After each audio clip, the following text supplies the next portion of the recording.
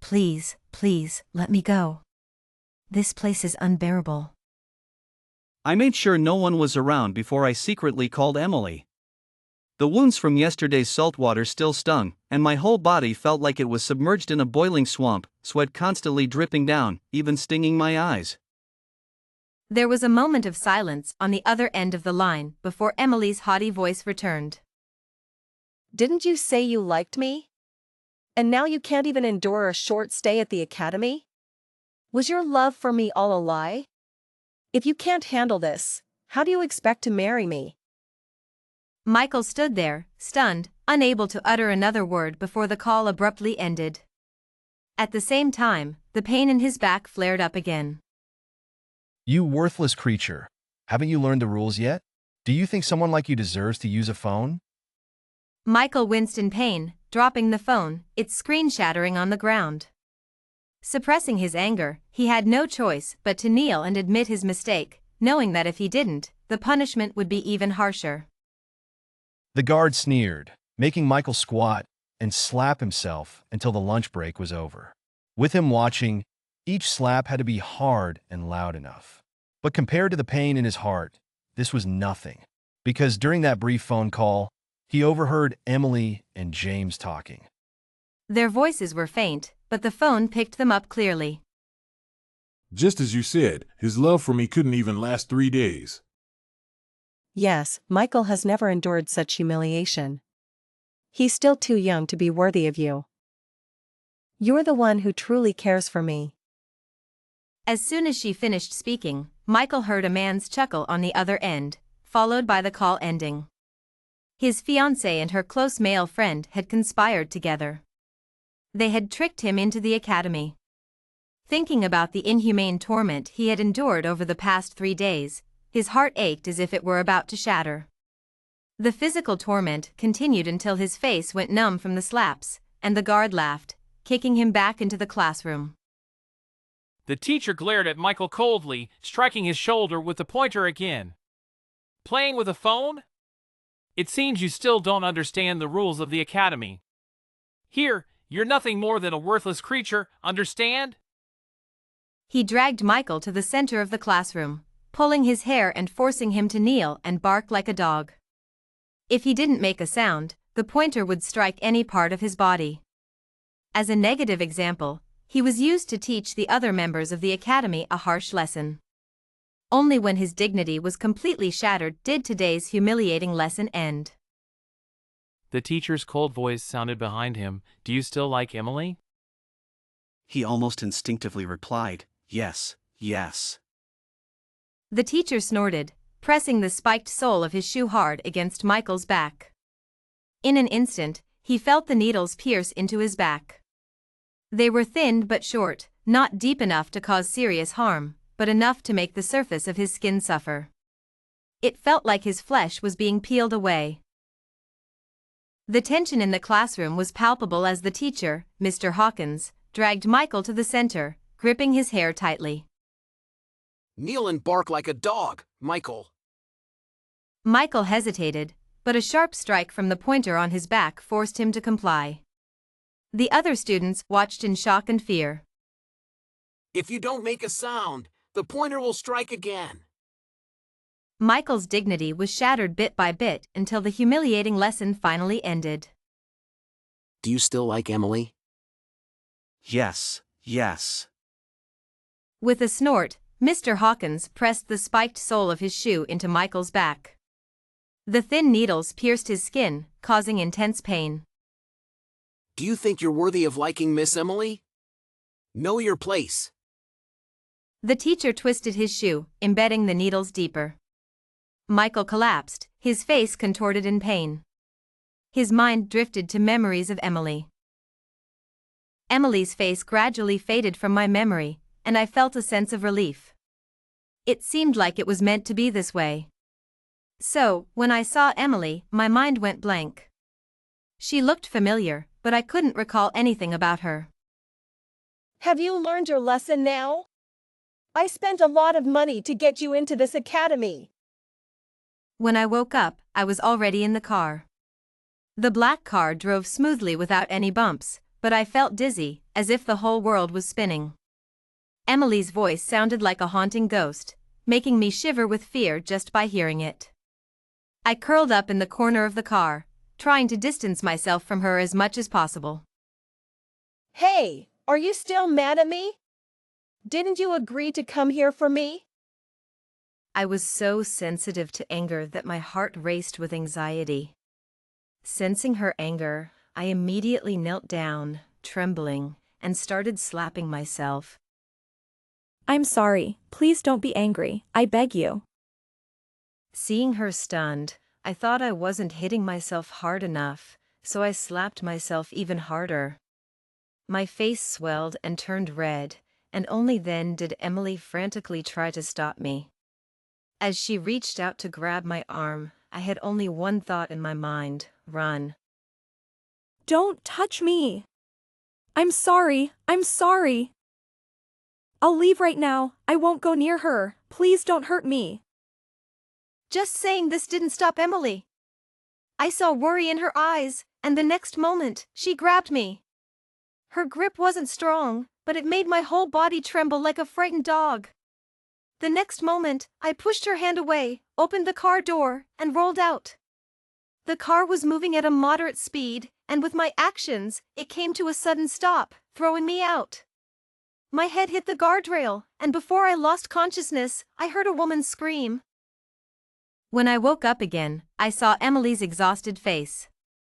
As soon as she saw me open my eyes, her worry turned into sarcasm. What? Have you gotten smarter, threatening me by jumping out of the car? Do you know James has been so busy taking care of you that he hasn't even had time to eat and has lost a lot of weight? No matter what, I'll keep my promise. Now that you've graduated from the academy, we need to start planning our wedding. My head was spinning, and my ears were ringing. Just then, the door to the hospital room opened, and a man walked in.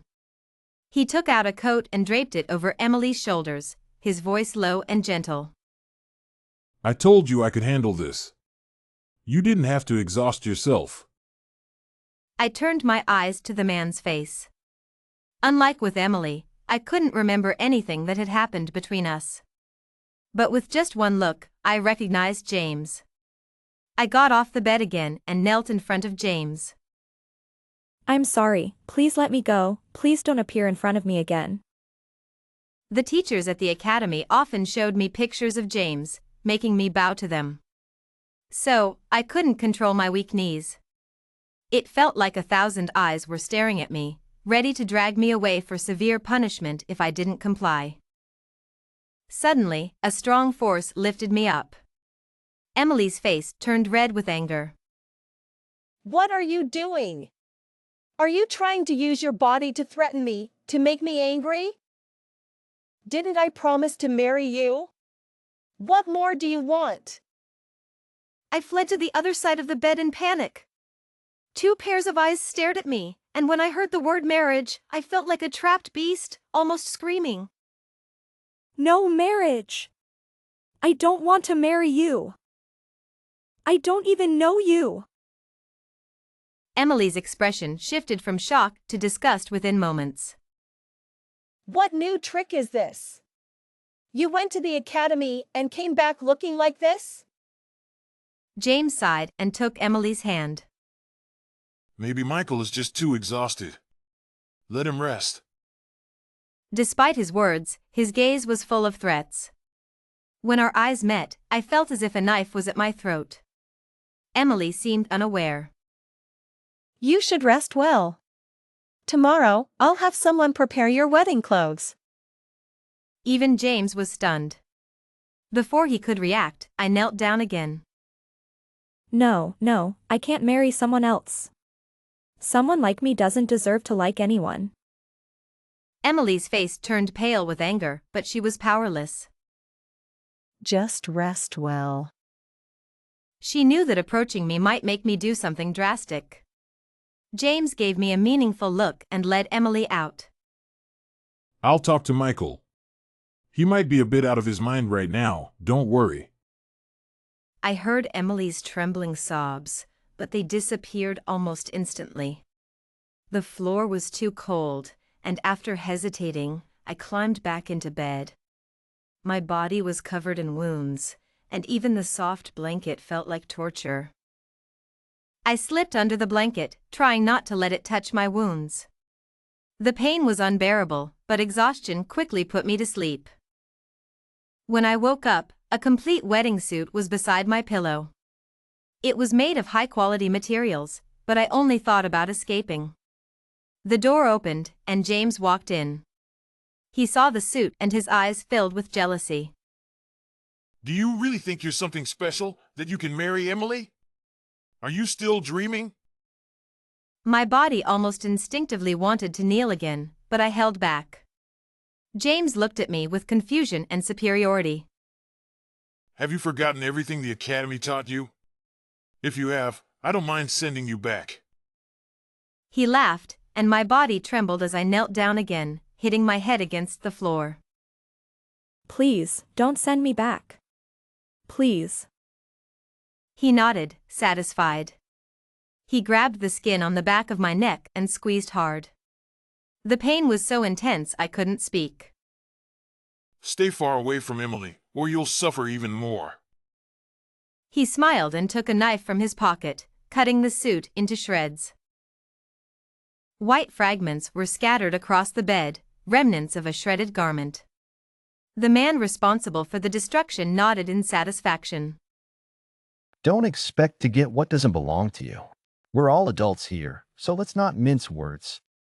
Michael watched in confusion, his reactions sluggish and unable to process what was happening. When the man left, Michael sat silently on the edge of the bed, observing everything.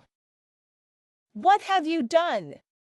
Even if you don't want to get married, there's no need to insult me like this. Emily clutched her chest, looking heartbroken. Michael didn't look at her but glanced at Sarah, his other childhood friend, standing in the doorway. How could you treat me like this? Say something. What did I do to deserve this humiliation in front of others? Michael instinctively tried to kneel, but Emily pushed him, causing him to fall to the ground. His head hit the cold marble floor, tears welling up from the physical pain. I don't think Michael is capable of doing these things. No, I just sent him to the academy for a few days. Many people go through it and graduate successfully. Why is Michael the only one who couldn't handle it? I think it's his own problem. Sarah's face turned grim, her breathing heavier. You sent him to that place to be mistreated? Sarah grabbed Emily's hand, then let go and walked over to Michael, eyes filled with worry. I'm taking Michael with me, right now. He's my fiancé. Why should he go with you? Because you sent him to that horrible place and are entangled with James. Do you think you're still fit to marry him? They argued, then both turned to Michael. Let him choose. Emily's eyes were anxious yet confident. Sarah appeared calm, but Michael felt a long-lost sense of security. He remembered their past, the calmness in Sarah's eyes. Later, as Michael walked with Sarah, he asked her if she was afraid. She smiled slightly. I'm not afraid. I trust you'll hold on to me. Now, with her lips slightly parted, she said, I'm not afraid. I'll take you away. Without much hesitation, Michael chose Sarah. Emily's face twisted with anger, her eyes reddened. Have you been involved with her all along? Didn't you say you'd only love me in this lifetime? The word love burned Michael again, reminding him of the torturous days and nights of the past. He suddenly turned back, feeling an electric shock every time he saw her face. I don't know you. From now on, we have nothing to do with each other. She looked at him in disbelief, pointing at Sarah behind him. You know James, you know Sarah, but you don't know me? Stop it. If you stay now, I can forgive everything. Michael turned his head back indifferently. Sarah suddenly grabbed his hand, startling him. Don't be afraid. We can leave soon. Ignoring Emily's furious outburst, the walk out of Emily's house was surprisingly smooth. When they reached Sarah's home, she handed Michael a cup of warm water. Stop liking Emily, okay? Michael gulped down the water, the warmth soothing some of his agitation. I will make things right for you. His voice was hoarse. Sarah's eyes remained bright, filled with concern. Living at Sarah's house was much better than at Emily's. Sarah's parents treated Michael with great care and concern. Michael, you've suffered.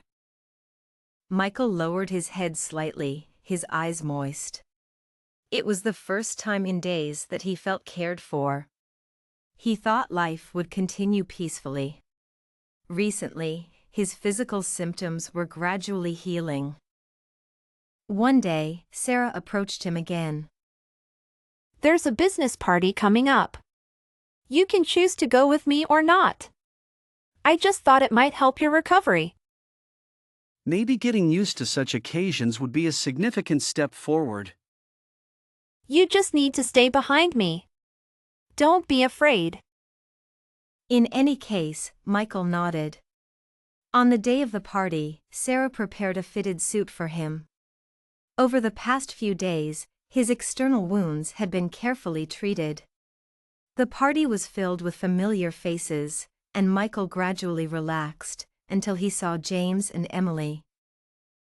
The moment Emily saw Michael, she broke free from James's hand and rushed towards him.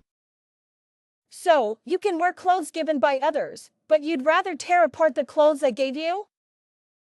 I never realized you had the ability to climb over walls. You've even managed to get into Sarah's house. Kneel for me. Didn't you love kneeling? Why are you pretending to be so high and mighty now? Michael found himself dragged to the center of the classroom, his hair being pulled and forced to kneel. His tormentor stood over him, pointer in hand, ready to strike at any moment. Bark like a dog! Please, don't! The pointer struck whenever he hesitated, leaving marks on his body. Do you still like Emily? Yes, yes. The teacher pressed the spiked sole of his shoe hard against Michael's back, causing needles to pierce his skin. The pain was sharp and excruciating, yet not deep enough to cause serious harm. Thus ended the day's humiliating lesson, leaving Michael's dignity in tatters. The classroom was a place of torment for Michael. The teacher dragged him to the center, pulling his hair and forcing him to kneel. Bark like a dog, Michael! Michael hesitated, and the teacher's pointer struck him painfully. Louder! Let this be a lesson to everyone. Michael's dignity was shattered by the end of the humiliating lesson. The teacher's cold voice rang out again. Do you still like Emily? Almost instinctively, Michael replied. Yes, yes. The teacher snorted, pressing the spiked sole of his shoe against Michael's back. Pain shot through him as the needles pierced his skin.